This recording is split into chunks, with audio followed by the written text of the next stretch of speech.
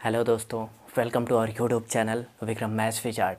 Average हम लोग सीख रहे थे और एवरेज में सीखे थे कि सभी प्राकृतिक संख्याओं का योगफल क्या होगा, सभी प्राकृतिक संख्याओं के वर्गों का योगफल क्या होगा, सभी प्राकृतिक संख्याओं के घनों का योगफल क्या होगा, सभी सम संख्याओं का योगफल क्या होगा, सभी विषम संख्याओं का योगफल क्या होगा। ये सारी चीज़ें हम सीख लिए थे, ठीक है ना। इसका फार्मूला आप लोगों को याद है ना पूरी तरह से। चलिए ठीक है, आज हम लोग क्या सीखते हैं, देखिए ऑड नंबर के बारे में। ऑड नंबर, इवन नंबर, या फिर अगर मैं बात करूं अरिथमेटिक प्रोग्रेशन, ठीक है ना। ऑड नंबर को हम कहते हैं विषम संख्या, इवन नंबर को कहते हैं सम संख्या, और अरिथमेटिक प्रोग्रेशन को हम क्या कहते हैं, समांतर श्रेणी। समांतर श्रेणी, समांतर श्रेणी क्या होती है, एक ऐसी श्रेणी जिनके किन्हीं दो पदों के बीच का जो अंतर होता है वो समान होता है। एक ऐसी श्रेणी जिनमें क्रमागत संख्याएं रहनी चाहिए और उनके बीच का जो अंतर रहना चाहिए वो समान रहना चाहिए। कैसे? अगर विषम संख्या की एक श्रेणी की बात करूं तो 1 हो गया, 3 हो गया, 5 हो गया, 7 हो गया, 9 हो गया, डॉट डॉट डॉट इनफाइनाइट तक। ये विषम संख्या की एक श्रेणी है, सीरीज है। क्या ये समांतर श्रेणी होगी कि नहीं होगी, चेक कर लिया जाए तो इनके लगातार दो संख्याओं का जो अंतर होना चाहिए वो समान होना चाहिए। 1 और 3 के बीच का जो डिफरेंस होता है वो 2 होता है। 3 और 5 के बीच का जो डिफरेंस होता है वो 2 होता है। 5 और 7 के बीच का जो डिफरेंस होता है वो 2 होता है, ठीक है। तो हम क्या देख रहे हैं, हम ये देख रहे हैं कि दो क्रमागत संख्याओं के बीच का जो अंतर है वो समान आ रहा है, अतः ये समांतर श्रेणी में होती है। इसका मतलब ये है कि जितनी सारी विषम संख्याएं होंगी अगर उनको लगातार लिख दिया जाए तो वह एक समांतर श्रेणी बनाएंगी, ठीक है। अगर सम संख्याओं की बात किया जाए तो 2, 4, 6, 8, 10 डॉट डॉट डॉट इनफाइनाइट तक, ठीक है। क्या ये एक समांतर श्रेणी होगी? तो चेक कर लेते हैं कि दो लगातार संख्याओं के बीच का जो अंतर होगा वो समान होना चाहिए। ये दो लगातार संख्याएं हैं, इनके बीच का अंतर 2, इनके बीच का अंतर 2, इनके बीच का अंतर 2, तो ये सारे के सारे अंतर जो हैं वो समान है, अतः ये समांतर श्रेणी होंगी कि नहीं होंगी, होंगी, ठीक है ना। यही समांतर श्रेणी चेक करने का तरीका है कि दो लगातार संख्याओं के बीच का जो अंतर होता है वो समान होता है। अगर समान होगा तो समांतर श्रेणी में होगी, ठीक है ना। चलिए, इसका एवरेज निकालने के लिए आएगा आपके एग्जाम में। एवरेज कैसे निकलेगा? तो एवरेज जो होता है ना, एग्जैक्ट मिडिल नंबर होती है। एग्जैक्ट मिडिल नंबर होती है, ठीक मध्य वाली संख्या एवरेज होती है। या फिर अगर ठीक मध्य वाली नंबर हमें नहीं पता रहेगी तो first term plus last term upon 2 होगा, ठीक है। ये फार्मूला आप लोग याद रखिएगा, ये दोनों फार्मूला, ठीक है ना। यही दोनों फार्मूला सबसे ज़्यादा यूजफुल है, आपको याद रखना है, ठीक है। चलिए इसे नोट कर लीजिएगा, मिटा रहा हूँ मैं इसे।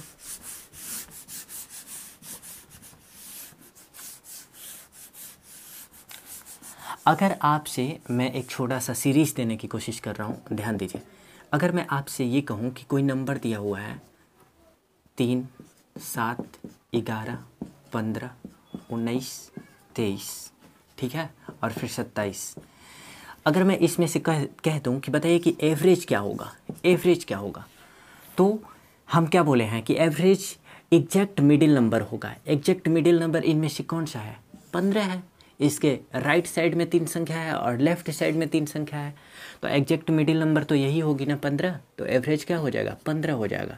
दूसरा फार्मूला हम क्या बताए हैं कि जब भी हमें मिडिल नंबर नहीं पता होता है तो फर्स्ट टर्म और लास्ट टर्म दोनों का क्या कर लेते हैं, योग कर लेते हैं। मतलब 3 और 27 का योग कर लेंगे और इनको 2 से भाग कर देते हैं।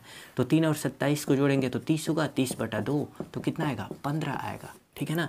तो इन दोनों का योग करके आधा कर देंगे तो बीच वाली संख्या 15 आ जाएगी, ठीक है। मिडिल नंबर निकालने के लिए शुरुआती का दूसरा नंबर और लास्ट का दूसरा नंबर, इन दोनों का भी योग करेंगे ना, इन दोनों का योग करेंगे और फिर उसे 2 से भाग करेंगे ना, तो फिर भी मिडिल नंबर ही आएगा, 15 ही आएगा। देख लीजिए, 7 + 23 30 होता है, 30/2, ठीक है, 15 आता है। चलिए, अगर शुरुआती से तीसरा नंबर और लास्ट का तीसरा नंबर इन दोनों का अगर हम योग करके और 2 से भाग करते हैं ना, तब पर भी मिडिल नंबर ही आता है। ठीक है, तो एवरेज निकालने के कई सारे तरीके हैं। या तो आप मिडिल नंबर डायरेक्ट चूज कर लीजिए, या फिर first term plus last term by 2 होगा, या फिर स्टार्टिंग से सेकंड टर्म और लास्ट से सेकंड टर्म दोनों का योग करके और आधा कर लीजिए, मिडिल नंबर निकल आएगा। या फिर स्टार्टिंग से थर्ड टर्म और लास्ट से थर्ड टर्म दोनों का योग कर लेंगे और योग करके 2 से भाग करेंगे, तब पर भी मिडिल नंबर ही आ जाएगा। इतनी बातें समझ में आ रही हैं क्या? ठीक है, समझने की कोशिश कीजिए, ठीक है ना। चलिए,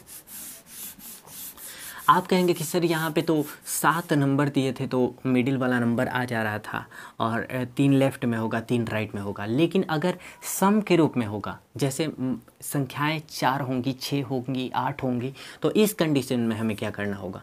तो मैं एक संख्या ले रहा हूँ, 6, 11, 16, 21, 26, 31, 36, 41, कितनी हुई? 1 2 3 4 5 6 7 8, 8 संख्या दिया हुआ हूँ। पहले तो विषम में था तो हम आसानी से मिडिल नंबर चूज कर ले रहे थे, लेकिन यहाँ पे मिडिल नंबर चूज करना कठिन हो जाएगा। ठीक है ना, 3 लेफ्ट 3 राइट, बीच में 2 संख्याएं बच रही हैं। ठीक है ना, अगर एक संख्या रहती तो हम मिडिल नंबर कह देते, लेकिन ये इसमें तो 2 संख्या है, तो 2 संख्या हो जाने पे फिर मिडिल नंबर कैसे निकलेगा? तो मिडिल नंबर ऐसे ही निकलेगा, इन दोनों का योग कर लीजिए, 21 + 26, इन दोनों का योग करके और इनका आधा कर दीजिए, मतलब 2 से भाग कर दीजिए, तो हमारा एवरेज निकल करके आ जाएगा। कितना होगा? 26 और 21 कितना होता है? 47/2 कितना होगा? 23.5। यही एवरेज होगा। ये एवरेज कहाँ लाई करेगा? यहाँ पे लाई करेगा। ठीक है ना, 23.5 यहाँ पे होगा। दूसरा तरीका हम क्या बोले थे कि आप फर्स्ट टर्म और लास्ट टर्म दोनों का योग कर लीजिए, तो 41 और 6 47, और इनका आधा करेंगे तो 47/2, फिर यही आ जाएगा 23.5। आप शुरुआती का दूसरा नंबर और आप लास्ट का दूसरा नंबर, इन दोनों का क्या कर लेंगे? योग कर लेंगे और इनका आधा कर लेंगे, तो कितना होगा? 11 और 36 47 होता है, 47 और उसका आधा करेंगे तो एवरेज निकल करके 23.5 आ जाएगा।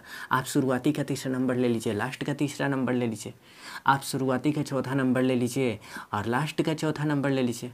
ठीक है, तब पर भी एवरेज उतना ही आएगा, 23.5। आपको इतनी बातें समझ में आ रही हैं क्या? बोलिए। तो उम्मीद करता हूँ कि अब आपको दिक्कत नहीं होना चाहिए। चलिए, मिटा रहा हूँ और आपको मैं क्वेश्चन दे रहा हूँ।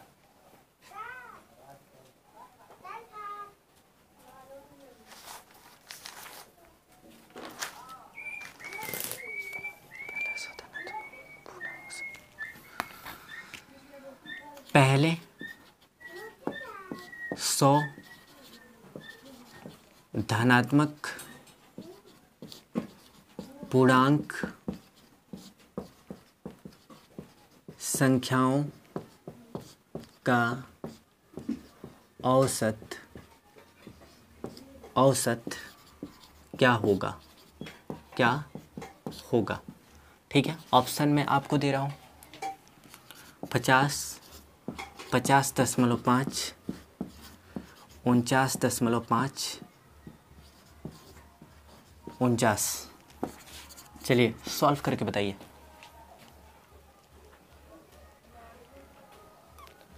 क्या होगा? बोलिए। तो सबसे पहले आपको इस बात पे फोकस करना है कि 100 धनात्मक पूर्णांक संख्या कह रहा है। सबसे पहले तो मैं इंटीजर के बारे में बताना चाहूँगा। इंटीजर जिसे पूर्णांक कहते हैं, इंटीजर को 2 पार्ट में डिवाइड किया जाता है। एक होता है नेगेटिव इंटीजर और दूसरा होता है पॉजिटिव इंटीजर। ठीक है ना, और मिडिल में न्यूटर होता है और ये 0 होता है। ठीक है, 0 भी एक इंटीजर ही होता है, लेकिन ना तो ऋणात्मक में आता है ना तो धनात्मक में आता है। और ऋणात्मक में आते कौन कौन से हैं पूर्णांक? तो -1, -2, -3 डॉट डॉट डॉट इनफाइनाइट तक। और धनात्मक पूर्णांक में आते कौन कौन से हैं? तो +1, +2, +3, ठीक है, +4 डॉट डॉट डॉट इनफाइनाइट तक। इसका मतलब ये है कि ये संख्या एक से स्टार्ट हो रही है और एक से लेकर के अनंत तक जा रही है, और यही तो नेचुरल नंबर कहलाता है। यही तो नेचुरल नंबर मतलब प्राकृतिक संख्याएं कहलाता है। बोलिए कोई दिक्कत है क्या? चलिए, तो सारी की सारी धनात्मक पूर्णांक संख्याएं प्राकृतिक संख्याएं कहलाती हैं। चलिए, क्या कह रहा है? कह रहा है कि 100 धनात्मक पूर्णांक संख्याएं चाहिए। कौन कौन सी होंगी? 1 2 3 4 डॉट डॉट डॉट ऐसे करके कहाँ तक होंगी? कहाँ तक होंगी? 100 तक होंगी, ठीक है ना। और इनका क्या निकालना है? इनका औसत निकालना है। तो एवरेज निकालने के लिए हमें मिडिल नंबर तो पता नहीं है, लेकिन हमें एक फार्मूला और पता है, first term plus last term, first term plus last term, ठीक है, अपान 2 कितना हो जाएगा? 100 प्लस 1 101 और बटा में 2 कितना होगा? 50.5। ये आपका एवरेज होगा। B number option is right. समझ में आ रहा है क्या? बोलिए। नहीं समझ में आ रहा हो तो दोबारा से आप वीडियो को पीछे करके देख लीजिएगा, ठीक है ना। चलिए, बहुत ही अच्छे से समझाने की कोशिश कर रहा हूँ मैं, ठीक है।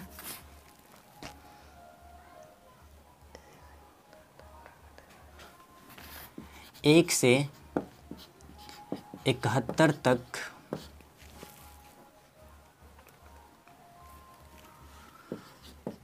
प्राकृतिक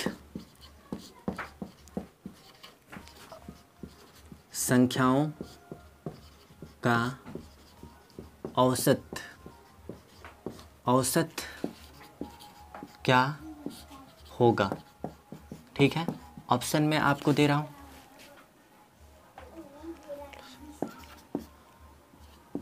1616, 1716,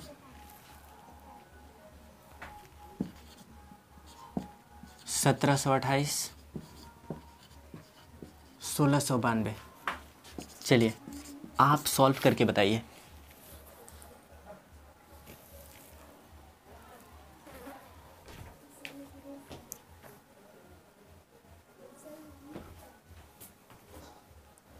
बोलिए क्या होगा? सॉल्व किया जाए। 1 से 71 तक प्राकृतिक संख्याओं का औसत क्या होगा, ठीक है ना। इसमें एक चीज़ छूट गया है क्या? 1 से 71 तक प्राकृतिक संख्याओं के वर्गों का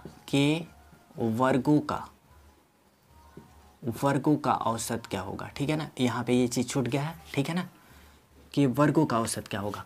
तो हम फार्मूला बताए हैं कि sum of square of n natural number का फार्मूला क्या बताया है n कोष्ट में n+1 कोष्ट में 2n+1 अपान 6। यही होता है ना? बोलिए, यही होता है। चलिए, हमें इसका एवरेज निकालना है। एवरेज कैसे निकलेगा? संख्याओं का योग बटे उनकी संख्या। तो संख्या कितनी है? n है, ठीक है। चलिए, तो क्या हो जाएगा? ध्यान दीजिए, n की जगह है कितना? तो 71 है, ठीक है। और यहाँ पे फिर 71 प्लस 1 और फिर कोष्ट में 2 गुणे 71 प्लस 1 बटा में 2 नहीं 6 गुणे n की जगह क्या? 71। देखिए 71 से 71 कैंसिल हो जाएगा, ठीक है। कितना हुआ? 71 1 72 हो गया, 72 बटा 6। और फिर यहाँ पे क्या बचेगा? 71 दूना का 142 और 1 जोड़ेंगे तो 143, 143। 6 से इसे कटाएंगे तो 12 बार में कटेगा, ठीक है। अगर इसे हम सॉल्व करेंगे 12 गुणे 143 कितना होगा? 12 गुणे 143, 3 दूना का 6, इकाई का अंक 6 आना चाहिए। ये नंबर ऑप्शन कट होगा, ये नंबर ऑप्शन कट होगा। 2 ऑप्शन बच रहा है, ऑप्शन ए ऑप्शन बी, जिसमें इकाई का अंक 6 है। क्या होना चाहिए? आंसर क्या होना चाहिए? डिजिटल सम लगा लें। चलिए, 4 3 7 और 1 8, 8 1 9। डिजिटल सम इसका 2 आ रहा है। इसमें से डिजिटल सम किसका 2 आएगा? 6 6 12 और 2 14। 9 से कटाएंगे तो 5 इसका डिजिटल सम आएगा। ये नहीं होगा, इसको देख लेते हैं। तो 7 2 9 6 इसका डिजिटल सम 6 आ रहा है, ठीक है। तो कैसे होगा? अरे ध्यान दीजिए, 4 3 7 1 8, 8 तो अच्छा यहाँ पे 8 है और यहाँ पे 3 है। इसका डिजिटल सम क्या हो जाएगा? 3 होगा। तो अतिरिक्त 24, डिजिटल सम 6 होगा। क्या होगा? डिजिटल सम 6 होगा। तो 6 किसका आ रहा था? 1716 का आ रहा था। 1716 का आ रहा था ना। हाँ, 1716 का आ रहा था, ठीक है ना। डिजिटल सम लगा लीजिएगा या फिर आप सीधा सीधा गुणा कर लीजिएगा, आपका 1716 आपका आंसर आएगा, ठीक है ना। यही आपका एवरेज हो जाएगा। समझ में आ रहा है? B number option is right.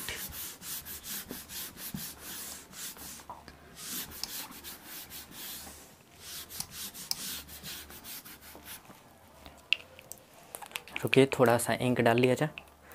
देखिए, अगर आपको पूरी तरह से समझ में आ रहा है तो चैनल को लाइक, शेयर और सब्सक्राइब करते चलिए, ठीक है ना।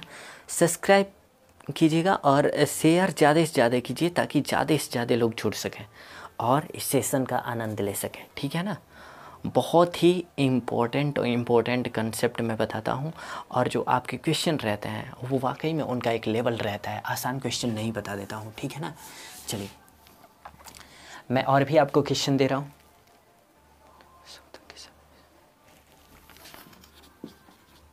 100 तक की सभी विषम संख्याओं का औसत क्या होगा? क्या होगा? ऑप्शन है आपके लिए 50.5, 50, 49.5, 49। चलिए सॉल्व करके बताइए तो मुझे। देखिए, 100 तक की सभी विषम संख्या के बारे में बोल रहा है। 100 तक में सभी विषम संख्या 1 से स्टार्ट होती है। 1 होती है, 2 नहीं होती है, 3 होती है, 4 नहीं होती है, 5 होती है, 7 होती है, 9 होती है, 11 होती है, डॉट डॉट डॉट ऐसे 98 नहीं होती है, 99 होती है और 100 नहीं होती है, ठीक है ना। तो ये एक सीरीज बन जाएगा, ठीक है। सबसे पहले ये देख लेंगे कि ये अर्थमेटिक प्रोग्रेशन में है कि नहीं, मतलब समांतर श्रेणी में है कि नहीं। तो 1 और 3 बीच का डिफरेंस प्लस का 2, 3 और 5 डिफरेंस प्लस का 2, 5 और 7 डिफरेंस प्लस का 2। तो डिफरेंस समान आ रहा है, इसका मतलब ये है कि ये समांतर श्रेणी में है।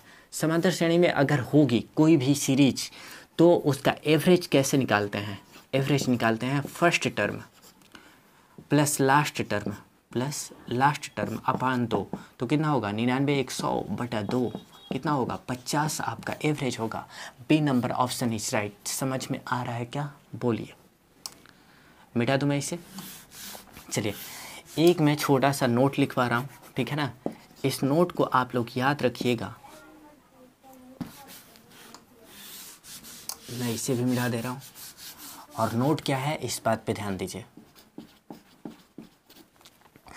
अगर 1 से 100 तक के बीच में अगर संख्याओं को देख लिया जाए तो 50 इवन नंबर होंगे और 50 ऑड नंबर होंगे, ठीक है ना। 50 इवन नंबर का अगर सम देखा जाएगा तो सम क्या होगा?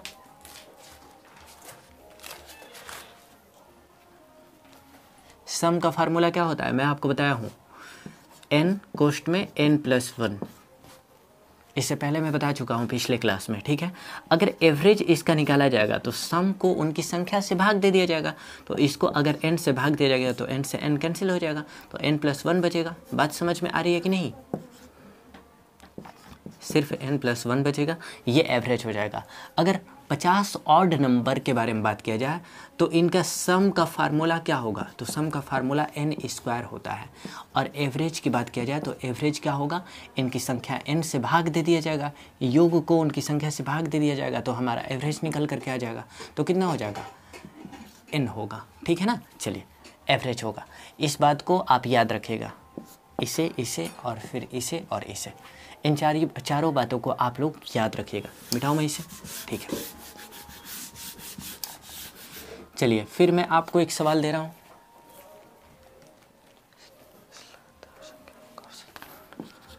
सैंतीस लगातार संख्याओं का औसत 54 है।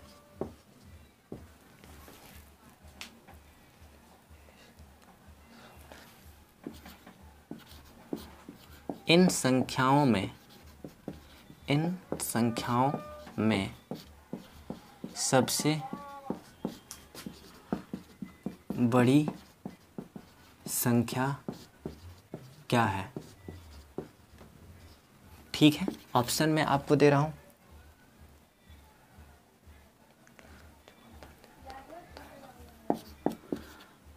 72, 73, 71, 74। चलिए आप मुझे सॉल्व करके बताएंगे क्या कह रहा है, इस बात पे फोकस कीजिएगा। 37 लगातार संख्याएं हैं जिनका औसत 54 है। लगातार संख्याएं होने का मतलब कि एक एक के डिफरेंस पे होंगे, ठीक है ना। सबसे औसत इनका क्या है? 54 है। औसत होने का मतलब कि ये मिडिल में होना चाहिए, 54 मिडिल में होगा, ठीक है। अगर 54 मिडिल में हो गया तो एक संख्या तो हम ले लिए, 37 संख्या में से एक संख्या हमें मिल चुकी है, ठीक है। अभी हमें 36 संख्या की ज़रूरत होगी, तो 36 लेफ्ट में होगा और 36 राइट में होगा, तभी तो ये मिडिल में होगी ना, तभी तो ये औसत बनेगी ना। बोलिए, 36 लेफ्ट 36 राइट। 54 में से अगर 36 घटाएंगे तो कितना बचेगा? 14 में से 6 जाएगा तो 8, और 4 में से 3 जाएगा तो 1, ठीक है। ठीक है, अगर हम 54 में 36 जोड़ते हैं तो कितना होगा? तो 6 4 10 का 0 हासिल 1, और 5 3 8 1 9, ठीक है।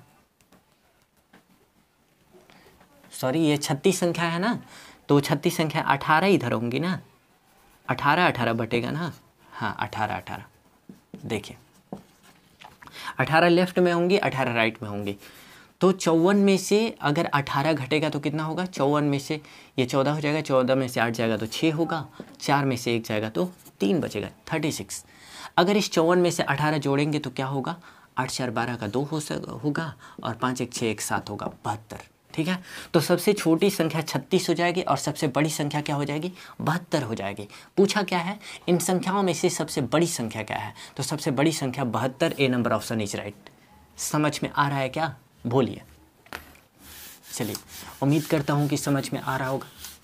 आगे बढ़ते हैं।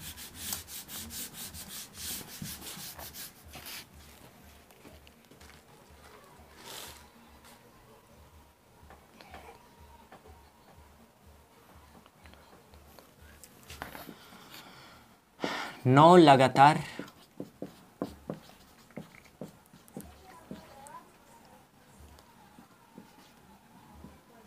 धनात्मक पूर्णांकों का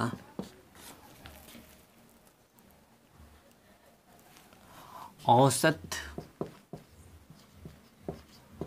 63 है।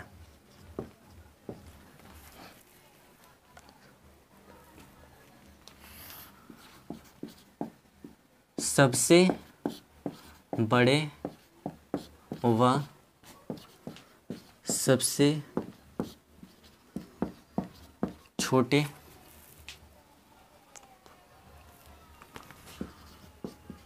पूर्णांक का गुणनफल क्या होगा? ठीक है, ऑप्शन मैं आपको दे रहा हूं।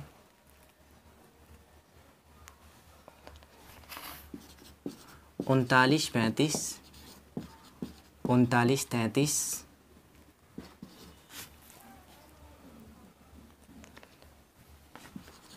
39 53, 39 36।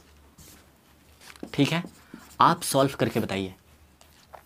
9 लगातार धनात्मक पूर्णांक का औसत 63 है। अगर औसत 63 है, इसका मतलब 63 मिडिल में होना चाहिए, ठीक है ना। बोलिए।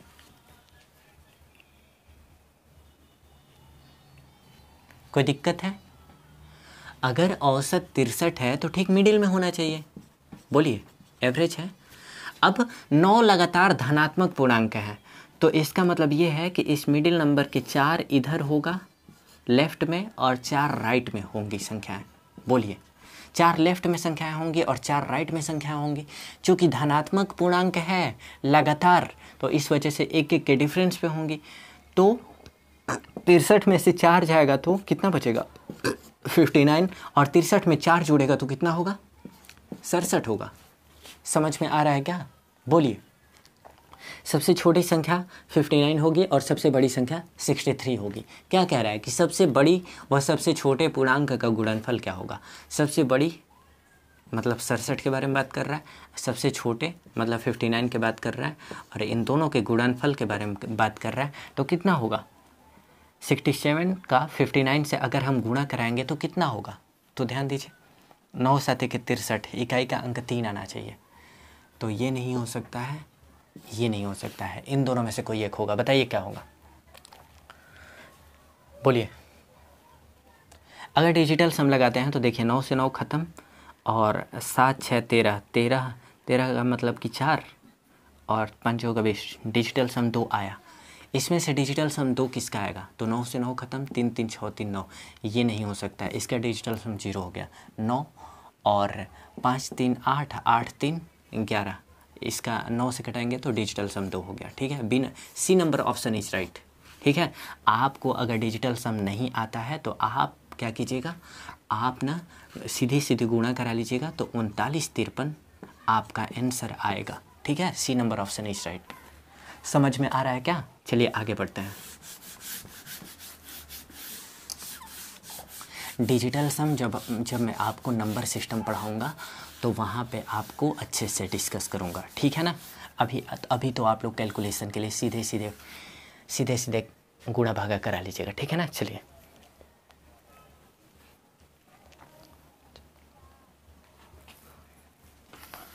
चलिए 56 लगातार संख्याओं का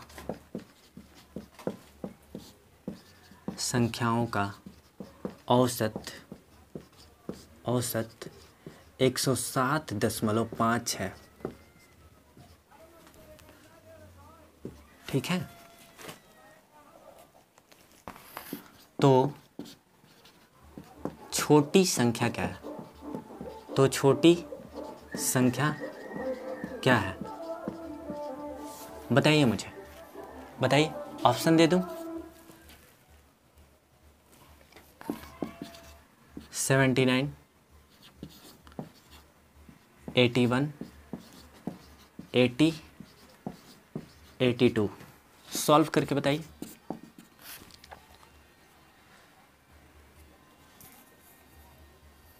देखिए 56 लगातार संख्याएं कह रहा है। 56 अगर संख्याओं को देखा जाए तो वो सब में आ जाएंगी। एग्जैक्ट मिडिल नंबर हमें पता नहीं चल पाएगा। ठीक है ना? लेकिन हमें ये पता है एवरेज अगर यहाँ पे होगा, एवरेज है कितना? तो 107.5 है। एवरेज से जस्ट पहले कोई संख्या होगी, वो कितनी होगी? 107 होगी। एवरेज के जस्ट बाद कोई संख्या होगी तो कितनी होगी? 108 होगी। ठीक है ना? 56 संख्या है, 56 संख्याओं में से 2 संख्या तो हमें पता चल गई, 107 और 108। ठीक है ना? अब बचे कितने? तो 56 में से 2 कम हो जाएंगे तो 54 होंगे। 54 होने का मतलब ये है कि 27 इसके लेफ्ट में होगा और 27 इसके राइट में होगा। बोलिए।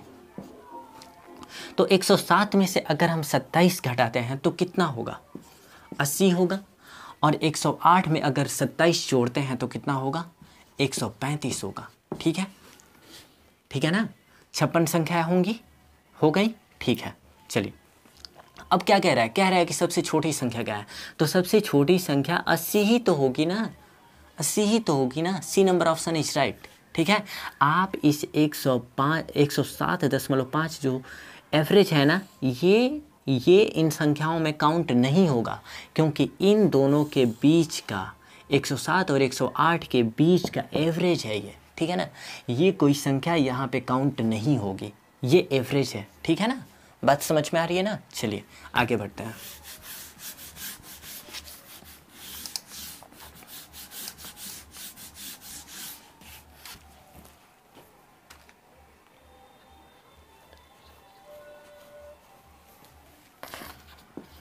एक 104 और 148 के बीच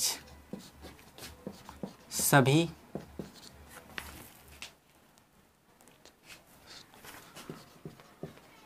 सम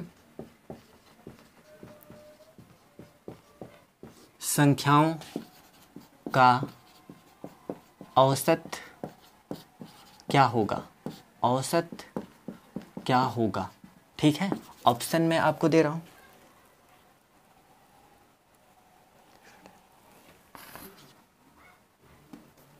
एक 128, 130, 124, 126। चलिए सॉल्व करके बताइए इसे।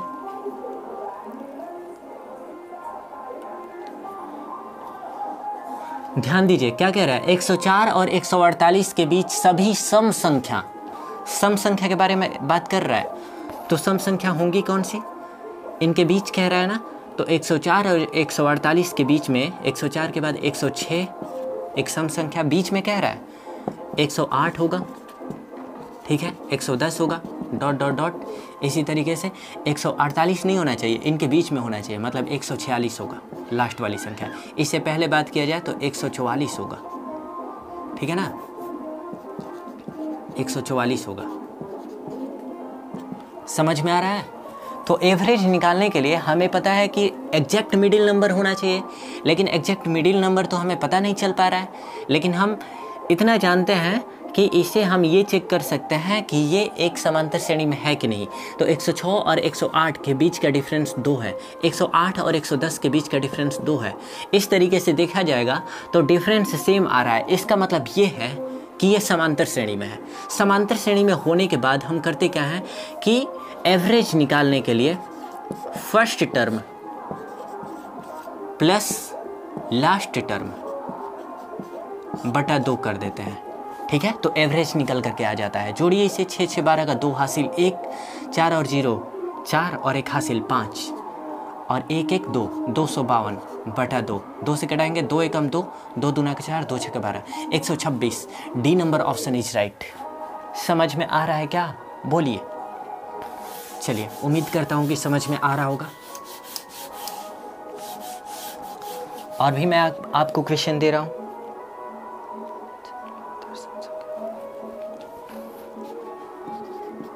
चार लगातार सम संख्याएं क्रमशः P, Q, R, S बढ़ते क्रम में का औसत 51 है, का औसत 51 है।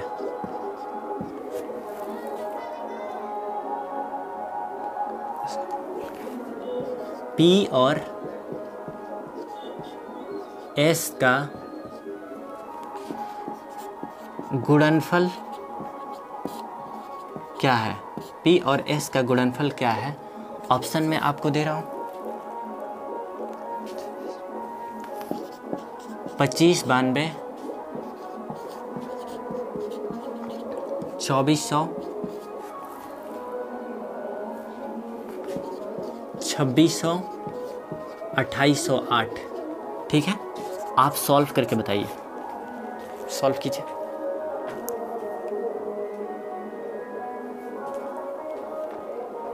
चलिए सॉल्व किया जाए। चार लगातार, इस बात पे फोकस कीजिएगा, चार लगातार सम संख्याएं हैं, लगातार सम संख्याएं हैं 4 ठे। इनका औसत क्या है, 51 है, एवरेज 51 है। ठीक है, अगर 4 लगातार सम संख्याएं हैं तो इसका मतलब ये है कि एवरेज तो बीच में आना ही आना है। तो इससे जस्ट पहले संख्या कौन सी होगी, 50 होगी, और इसके जस्ट बाद संख्या क्या होगी, तो 52 होगी। ठीक है, तभी तो हम 50 और 52 का एवरेज निकालेंगे तो 51 आएगा ना, बोलिए। तो एक संख्या तो ये हो गई, एक संख्या ये हो गई। इसको एवरेज ही रहने के लिए, इसको एवरेज बने रहने के लिए एक संख्या इसके लेफ्ट में लिखेंगे और एक संख्या इसके राइट में लिखेंगे। तो इसके लेफ्ट में सम संख्या होगी क्या, तो 100 नहीं, सिर्फ 48 होगी, 48 होगी। ठीक है, और इसके राइट में वो संख्या क्या होगी, 54 होगी। ठीक है ना। ये 4 संख्याएं हो जाएंगी 48, 50, 52 और 54, जिनका एवरेज क्या होगा 51 होगा, ठीक है ना। और इनका नाम क्या दिया गया है, PQRS, PQR और S।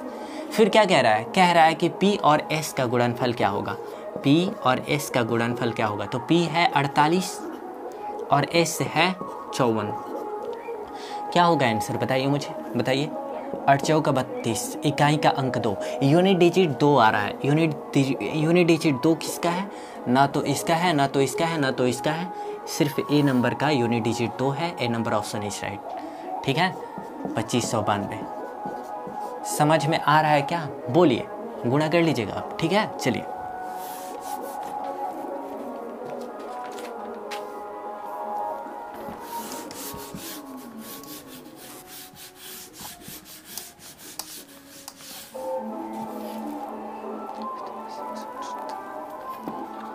113 से 159 तक की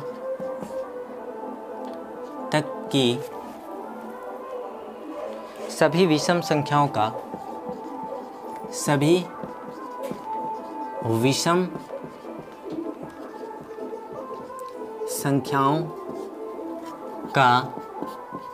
औसत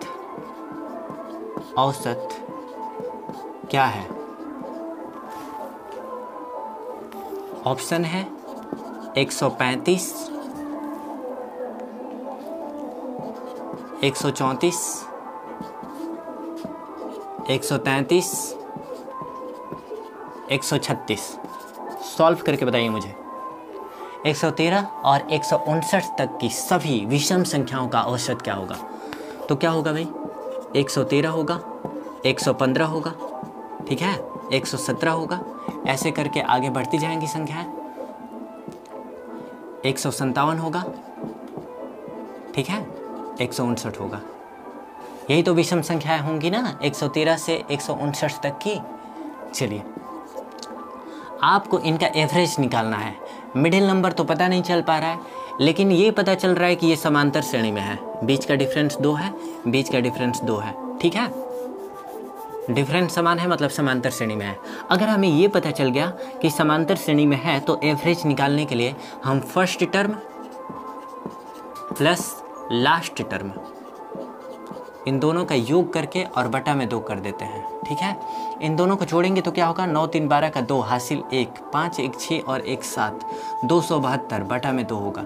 कितना होगा, 2 एकम 2, 2 3 का 6 और 2 6 का 12, 136। D number option is right, D number option is right. समझ में आ रहा है क्या, बोलिए।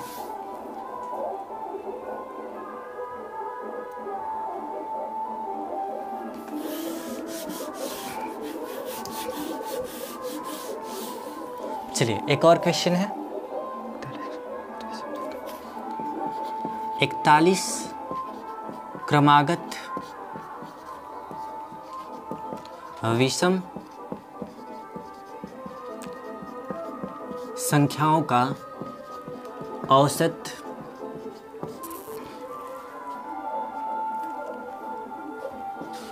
उनचास है।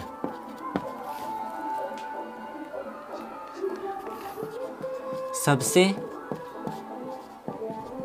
बड़ी संख्या क्या है, ठीक है। ऑप्शन दे रहा हूं, 89, 91, 93, 95। चलिए सॉल्व करके बताइए मुझे फटाफट।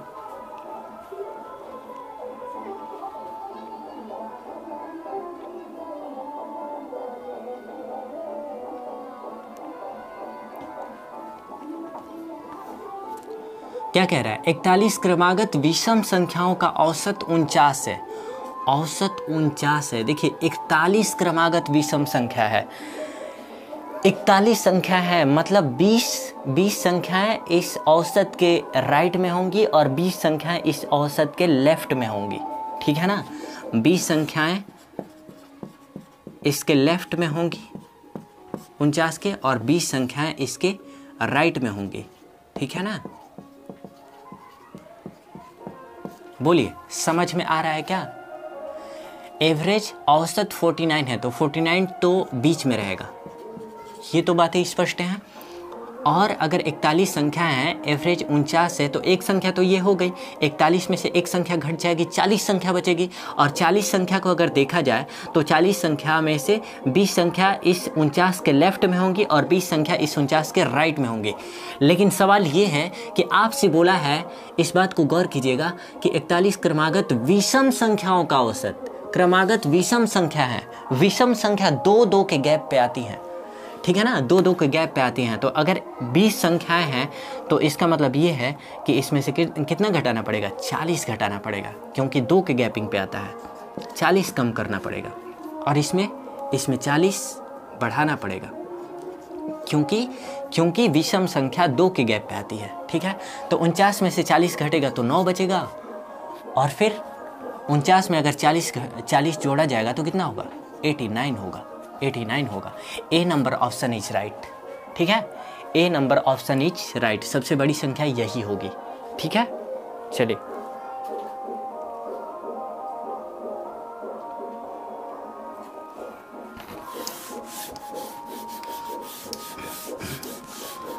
और भी क्वेश्चन है। 44 क्रमागत विषम संख्याओं का औसत 144 है, 144 है। सबसे बड़ी संख्या कौन सी है, कौन सी है, ठीक है। ऑप्शन मैं आपको दे रहा हूं, 189, 191, 187, 185। चलिए सॉल्व करके बताइए मुझे।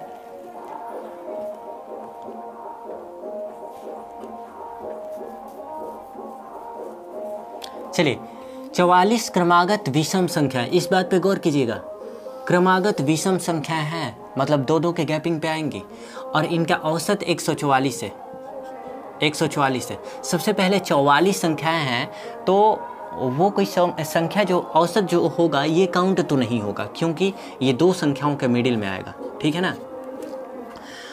वो संख्याएं होंगी कौन कौन सी, तो क्रमागत विषम संख्या है तो एक संख्या हो जाएगी 143 और एक संख्या क्या हो जाएगी 145। इस 44 संख्या में से 2 संख्या तो हमें पता चल गई, 143 और 145, जो कि विषम संख्या है। अब बची कितनी संख्याएं, तो 44 में से 2 संख्याएं निकल जाएंगी तो 42 संख्याएं बचेंगी। 42 संख्या बचने का मतलब ये है कि 21 संख्याएं इधर होंगी लेफ्ट में और 21 संख्याएं राइट में होंगी, 21 संख्याएं राइट में होंगी, ठीक है। 21 संख्याएं हैं, लेकिन ध्यान देने वाली बात यह है कि क्रमागत विषम संख्या है और विषम संख्याएं 2-2 के गैपिंग पे आती है, इसलिए 21 संख्याएं होने का मतलब कि इसमें 21 दूना का 42 हमें घटाना पड़ेगा, ठीक है।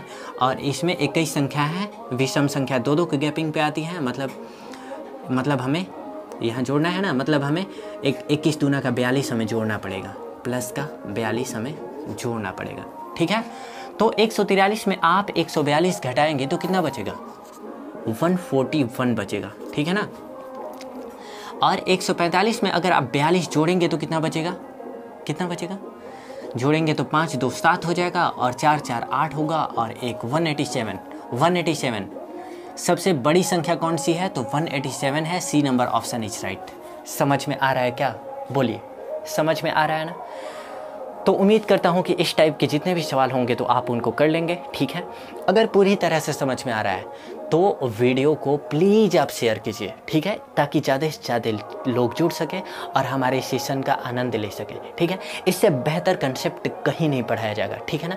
यूट्यूब पे ढूंढते ढूंढते थक जाएंगे लेकिन नहीं मिलेगा, इसलिए मैं चाहता हूँ कि आपके पास वो कंसेप्ट पहुँचे, आपके दोस्तों के पास वो कंसेप्ट पहुँचे, ताकि आप लोगों के लिए यूजफुल हो सके, ठीक है ना। चलिए आज के लिए इतना ही, धन्यवाद।